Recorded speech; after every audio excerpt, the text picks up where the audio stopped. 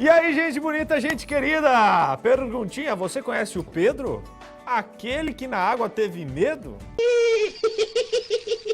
Se fosse uma piada, teria sido engraçada. Piadinha sem graça, ok. Não sei se vocês notaram, mas a gente teve algumas diferenças aqui no cenário. A gente mudou 7 coisas desse cenário para o cenário antigo. Então dá uma olhadinha aí, eu quero ver se você descobre.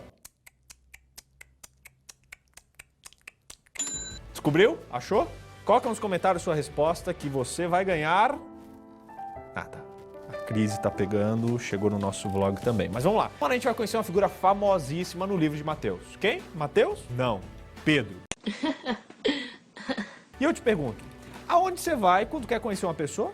Onde? Facebook, é claro. Então vamos acessar o Facebook de Pedro para conhecer um pouquinho mais dele. Deixa eu procurar aqui o Facebook de Pedro. Ok, Pedro. Gente, o nome de Pedro, olha só.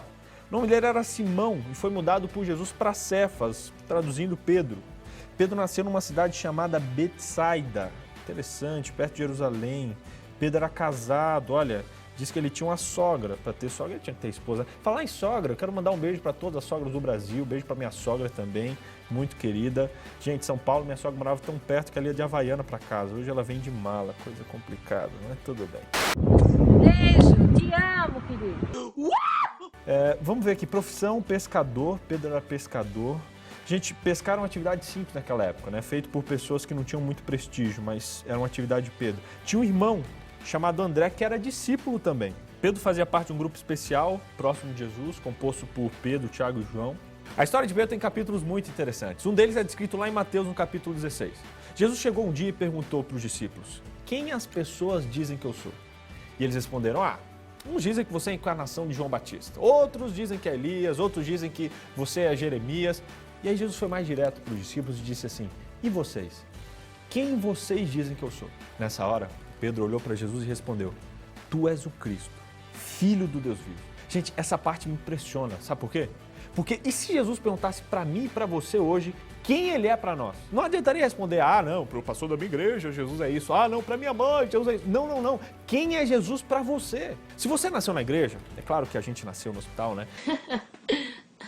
Mas se você nasceu cristão, você tem um sério risco de ter uma doença chamada crença do meu paizite aguda. Eu que inventei esse nome. Essa doença consiste no seguinte, em você acreditar no que acredita apenas porque os seus pais acreditaram nisso. Por que você vai à igreja? Por que você estuda a lição da escola sabatina? Porque você é cristão? Porque papai mandou ou porque você realmente acredita nisso? Quando Jesus voltar, não vai adiantar você responder que para os seus pais Jesus era Salvador, ele vai perguntar, e para você? Quem eu sou para você? Descubra essa verdade por você mesmo, para que, como Pedro, você responda, tu és o Cristo, Filho do Deus vivo.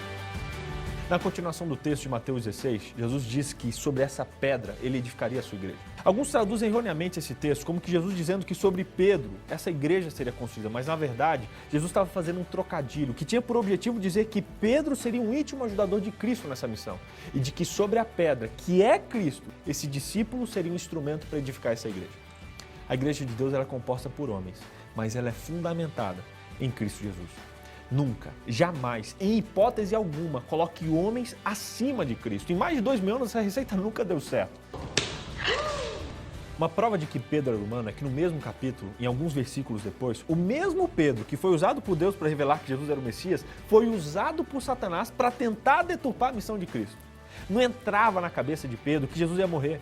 Para ele, Jesus estabeleceria o seu reino na terra. Olha só, mais uma pessoa tentando ensinar Jesus o que fazer. A resposta de Jesus para Pedro nos revela um pouco do espírito egoísta que ele possuía. Jesus disse, se alguém quiser vir após mim, negue-se a si mesmo, tome a tua cruz e siga-me. Ou seja, se você quiser ser meu seguidor, você precisa deixar tudo para trás, inclusive você mesmo. Jesus me deu um susto nessa hora, quando eu li esse texto. Parece que segui-lo é um sacrifício terrível, que só vai fazer a gente sofrer. Mas Jesus ele completa essa frase dizendo que quem quiser salvar a sua vida, vai perdê-la. Mas quem por amor dele perder a sua vida, vai salvá-la. Olha que massa.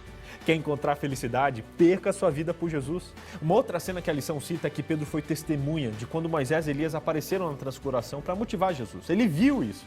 Mas momentos antes, Pedro vacilou quando, numa conversa com os fariseus, ele não testemunhou que Jesus era Deus. Essas duas últimas histórias são incríveis. Eu não vou contar para você poder ver por si mesmo na sua lição. Se você quiser, pode olhar aqui no link do vídeo e tal, que você vai aprender um pouquinho mais. Essas histórias são incríveis também. Resumindo então, primeiro, Pedro foi usado por Deus ao admitir que Jesus era o Messias verdadeiro. Segundo, Pedro foi usado por Satanás ao tentar corromper a missão de Jesus como Messias. Terceiro, Pedro foi chamado para ser um dos líderes da igreja, que seria fundamentada em Cristo, que é a pedra principal. Quarto, Pedro vacilou quando foi questionado pelos fariseus. E quinto, Pedro foi testemunha da transfiguração. Uma história cheia de altos e baixos, mas que nos ensina que você precisa por si mesmo responder o que Cristo significa para você.